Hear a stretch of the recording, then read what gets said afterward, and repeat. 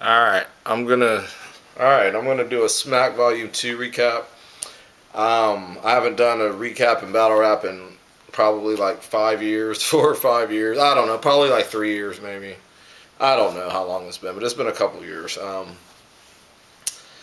But anyways, I ordered the Smack Volume 2. It had some technical problems, but I watched it this morning. And the first battle I'll review is the Hollow and the Arsenal battle. Um, I thought that, uh,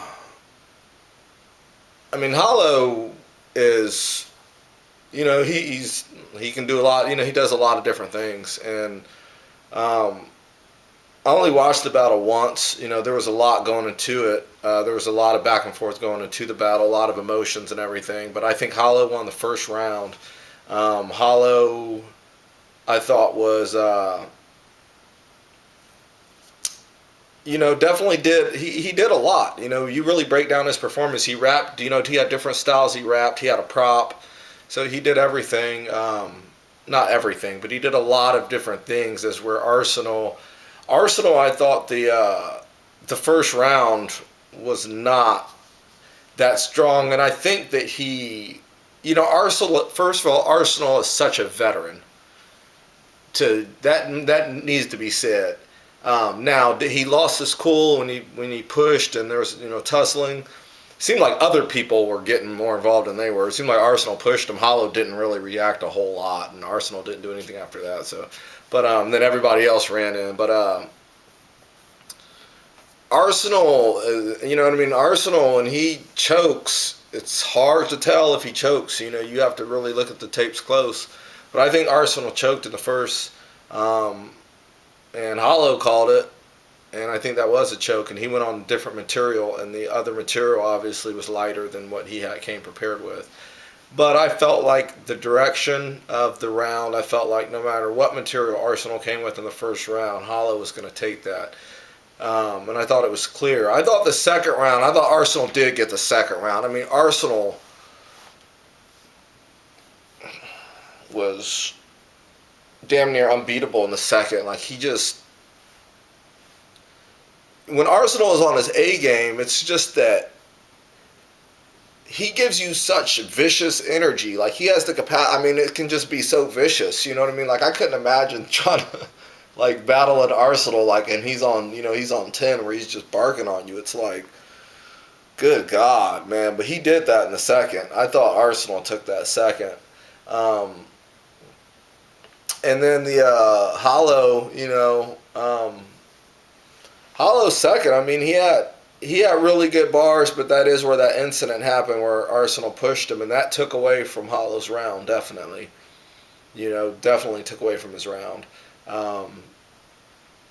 Third round, Hollow had he had an angle on Arsenal. The angle is, it just depends on how much you like it, but it was,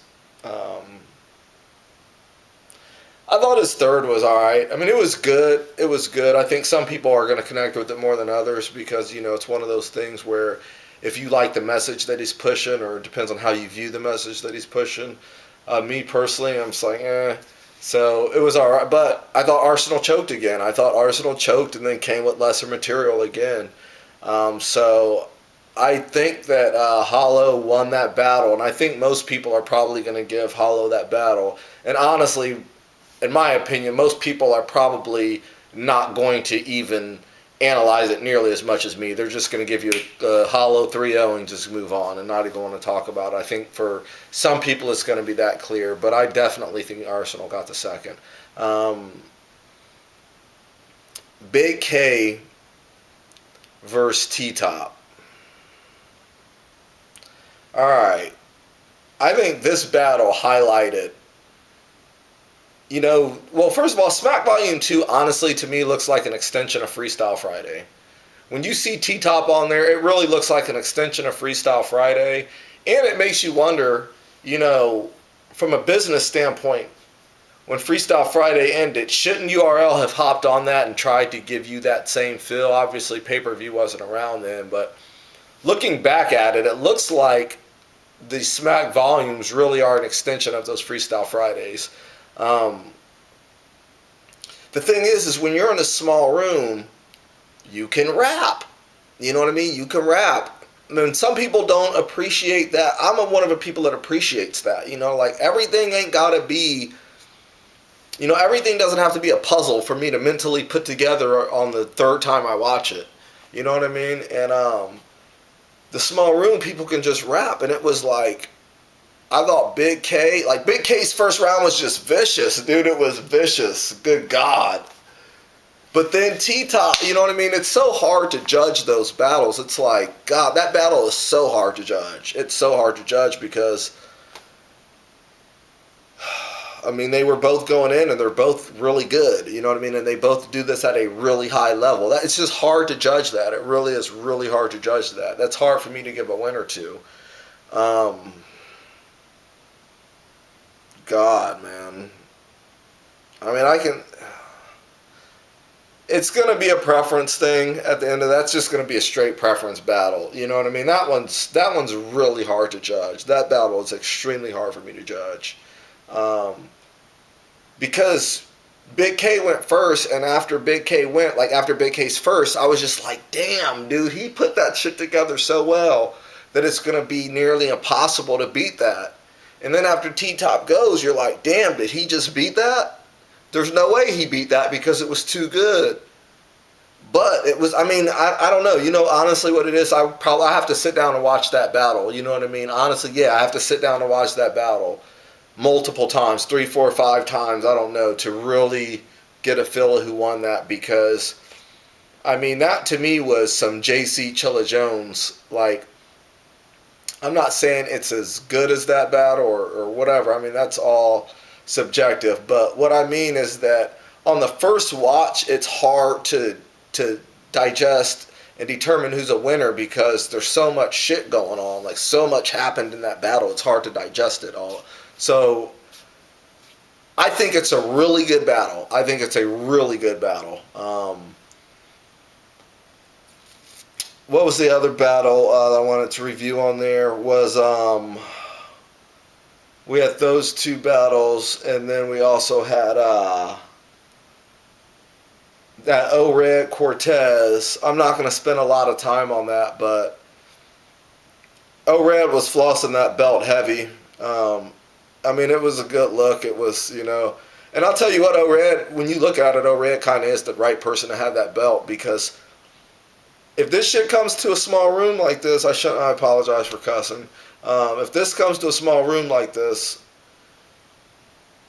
O-Red is hard to beat, man. It's just like, it really lets you know some of these dudes are really, really good. Sometimes you forget how good these dudes are until you see them in a small room. But O-Red is really, he just has a certain energy. Cortez is, you know, I guess the reason I'm not going in on Cortez as much is because I think Cortez battles more, and it's like, you know what Cortez gives you. You know what I mean? You already know that. But O-Red won Battle of the Year, but it's still, I don't think O-Red battles all like that. And I still don't think a lot of people outside of, you know, more heavy East Coast minded people are even like on O-Red like that. But O-Red in a small room is vicious. You know what I mean? He is. It's that. Maybe it's Jersey, ours O-Red. I don't know. But I think I probably would have O-Red in that battle. I don't think I saw the very end. I don't think I saw all the third round on that, though. But Twork and Verb. My takeaway on this is Verb is a really, really good rapper. He's a really good rapper. You know, that's the takeaway. Verb is a really good rapper. I was never a big Twork fan.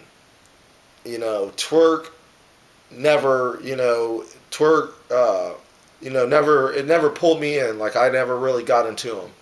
After watching this battle, now I get it. I understand why people love Twork. You know, sometimes it's like when you have new people, as a fan of, you know, older people, it's like you don't want to give the new people the time of day. Like, you really don't want to sit up there and watch a 30-minute, 40-minute New Jersey Twork video. You know what I mean? New Jersey The Twork is an odd name. I'm not trying to clown, but it is. You know, I say nobody wants to watch a Twork video. You know, no one wants to watch a Twork battle if you don't know who he is sometimes in battle rap, because there's so many people and you already like who you like.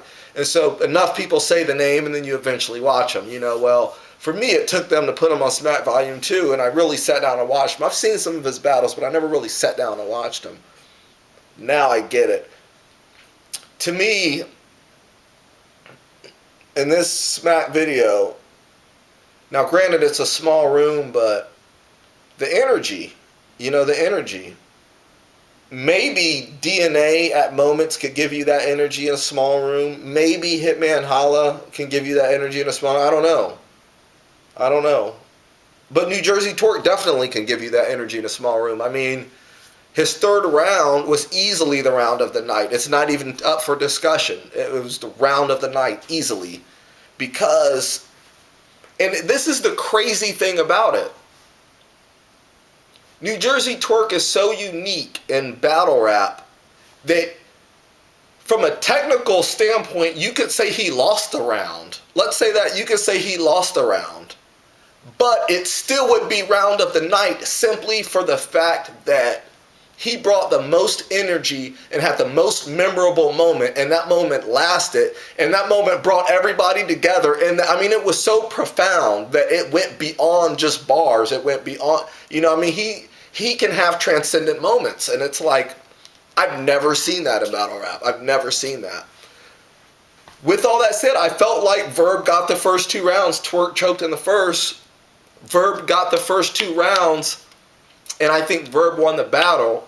But it doesn't even matter, because Twork still got out of this what he needed to get out of this. And what he got out of that is, I think people are more excited to see him after the battle than they were before the battle. And that's the most you can get out of it. You know what I mean? That's a stock rise. So that was impressive. Overall, the event, I thought, what was it? The Mike P and what's his face? I hate to say that. Young Cannon.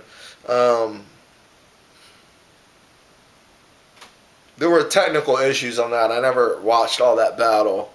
And the other one was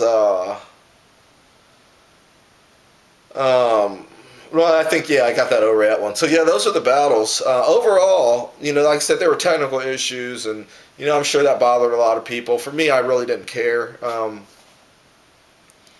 I was just like, okay, I'll watch it the next day. It was a little frustrating, but I'm still glad I supported the culture, because I do like to see entrepreneur and independent people like this make it. It's great to see. So it's like I do, and I will order. And this had to be a really big pay-per-view, and I feel like I'm like the canary in the in the mine shaft or whatever, because I think this is like the 3rd or 4th pay-per-view I've ever ordered. Like, I don't order pay-per-views a lot. I just order the really big ones, you know what I mean? Because, so it's like, I don't know if I'm ordering it. I think the pay-per-views I've ordered were Lux Hollow,